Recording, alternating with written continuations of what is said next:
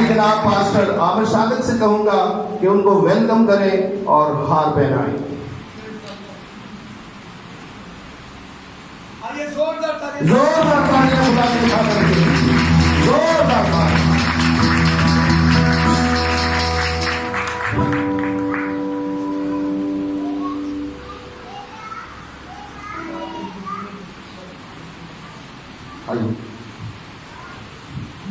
Pastor Jerry Wilson और Jerry George जो एक बड़े अच्छे वक्त में हमने एक साथ वक्त गुजारा। मैं बताना नहीं चाहता हूँ खिदमत का आगाज इन्होंने कराची से ही किया और इनका एक गीत है, यूं ही घेरे रहे तेरी हजूरी, यूं छाया रहे तेरा अबर। इनके गीत लिखे हुए भी मैंने कंपोज किए हैं इस दौर में। उस वक्त ये पास नहीं थे और हमने एक साथ कुछ वक्त गुजारा है। तो मैं ईमान रखता हूँ आज खुदा अपने खादम को, अपने मंसूब को अपने जलाल के लिए इस्तेमाल करने को है। और मैं ये कहूँगा पास्टर जेरी, आप जब भी आए, क्या चर्च आपका अपना चर्च है और खुदावंद आपको अपने जलाल के लिए यहाँ इस्तेमाल करता रहेगा। बोले हालेलुया, हाथ उठाकर बोले हालेलुया, बादशाह के बादशाह के लिए बोले हालेलुया। वो जहाँ मौजूद है वो आपसे बोलने को है, बोले hallelujah. Thank you pastor Aamir, God bless you. खुदावंद यीशु मसीह के अजीम और जलाली नाम में आप सबको सलाम। Hallelujah, hallelujah, hallelujah. जैसा कि आपको पास्टर आमिर ने बताया मेरे बारे में, मेरा ताल्लुक बेसिकली कराची से ही है। मैं कराची का ही हूँ और word of God ministry church से भी मेरा ताल्लुक है। लेकिन खुदा का मंसूबा, खुदा का प्लान है कि खुदा ने मुझे लाहौर में अपनी खिदमत के लिए रखा हुआ है। लेकिन उसके बावजूद भी साल में तकरीबन 2 मरतबा मैं ज़रूर कराची आता हूँ क्योंकि कराची में मेरा दिल है। हालेलुया। सबसे पहले तो मैं शुक्रगुजारी करता हूँ खुदा की, जिसके फजल के बाइस उसने मुझे अपनी खिदमत के लिए, अपने काम के लिए चुना और अपने जलाल के लिए इस्तेमाल भी करता है। और इसके साथ ही अपने प्यारे भाई पास्टर आमिर सादिक के लिए, जीसस गॉस्पेल असेंबलीज की पूरी टीम के लिए, जिन्होंने आज मुझे ये मौका दिया कि आपके दरमियान में खुदा के कलाम को शेयर कर सकूं। सारी बातों के लिए खुदा की शुक्रगुजारी करते हैं। आइए खुदा बाप और खुदा बेटा और खुदा रूह कुद्स के जलाल के लिए जोरदार तालियां करें। जोरदार अपने खुदा के लिए आप तालियां बजाएं, पूरे दिल से, पूरी जान, पूरी अकल से उसके लिए तालियां बजाएं। और आइए जिनके पास कलाम मुकद्दस है वो मेरे साथ निकालिए नए अहदनामा में से अबरानियों का खत, उसका 4था बाब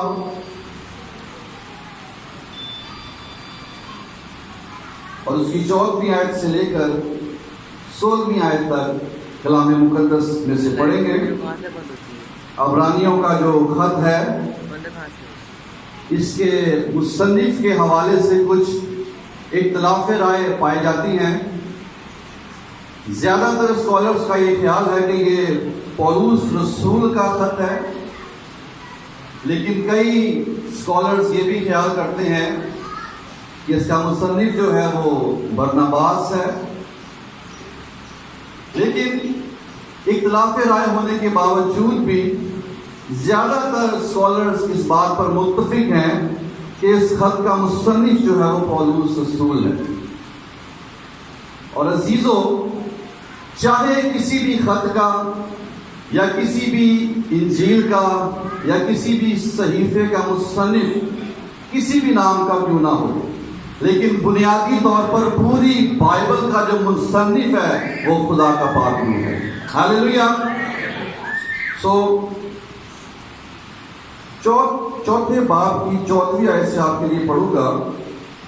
لکھا ہے، بس جب ہمارا ایک ایسا بڑا سردار کاہن ہے جو آسمانوں سے گزر گیا، یعنی خدا کا بیٹا یسوع، تو آؤ ہم اپنے اقرار پر قائم رہیں، کیونکہ ہمارا ایسا سردار کاہن نہیں جو ہماری کمزوریوں میں ہمارا ہمدرد نہ ہو سکے، بلکہ وہ سب باتوں میں ہماری طرح آزمایا گیا تو بھی بے گناہ رہا۔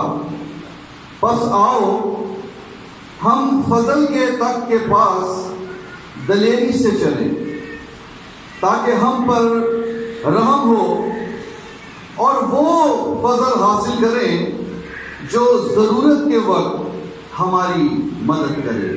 سو اس کلام کے وسیلہ سے خداوند آج صبح ہم سب کو برکت بخشے، آمین۔ سو یہ حوالہ جو ابھی آپ کے سامنے پڑھا گیا، اس حوالے میں پولس رسول ان لوگوں سے، ان ایمانداروں سے، ان مسیحیوں سے مخاطب ہے جو اپنی زندگی میں، زندگی کے کسی بھی حلقے میں انہیں آزمائشوں کا سامنا ہے، وہ آزمائشوں میں سے گزر رہے ہیں، مختلف اقسام کے چیلنجز ان کے سامنے ہیں، اور وہ انہیں بڑی تسلی دے رہا ہے، انہیں یہ بتا رہا ہے کہ ہمارا ایک ایسا بڑا سردار کاہن ہے جو آسمانوں سے گزر گیا، اور وہ ہماری کمزوریوں میں ہمارا ہمدرد ہے۔ کیوں؟ کیونکہ وہ سب باتوں میں، کسی ایک بات میں نہیں یا چند ایک باتوں میں نہیں، سب باتوں میں ہماری طرح آزمایا گیا۔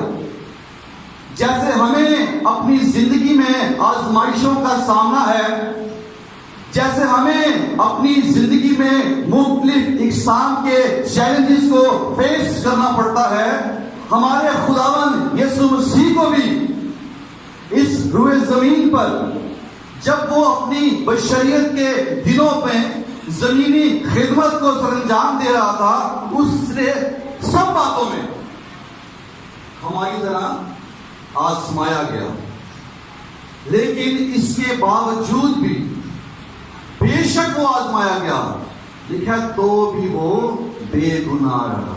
ہاللیلویا! کیونکہ عزیزو، ہم جس خدا کی عبادت یا پرستش کرتے ہیں، جس کا نام یسوع مسیح ہے، وہ کائنات کے اندر ایک ایسی شخصیت ہے، ایک ایسی ہستی ہے جس کی ذات جو ہے ہر طرح کے گناہ سے مبرہ ہے، اس کی ذات میں کوئی گناہ نہیں ہے۔ اس کا یہ دعویٰ ہے، اس نے یہ کہا کہ تم میں سے کون مجھ پر گناہ ثابت کر سکتا ہے؟ اور عزیزو، اس وقت سے لے کر آج تک بہت سے لوگوں نے کوشش کی ہے، بہت سے لوگ کوشش کرتے ہیں کہ مسیح کی ذات میں کوئی گناہ تلاش کرے یا مسیح کی ذات پر کوئی گناہ ثابت کریں، لیکن آج تک کوئی ایک شخص بھی مسیح میں کوئی گناہ ثابت نہیں کر سکتا۔ ہاللیلویا! کیونکہ وہ ایسا پاک ہے، خدا کا پاک اور بے عیب بندہ ہے جس کی ذات میں کوئی گناہ نہیں، لیکن وہ سب باتوں میں ہماری طرح آزمایا گیا۔ وہ کیوں سب باتوں میں ہماری طرح آزمایا گیا؟ اس لیے کیونکہ وہ ہماری طرح انسان بن گیا۔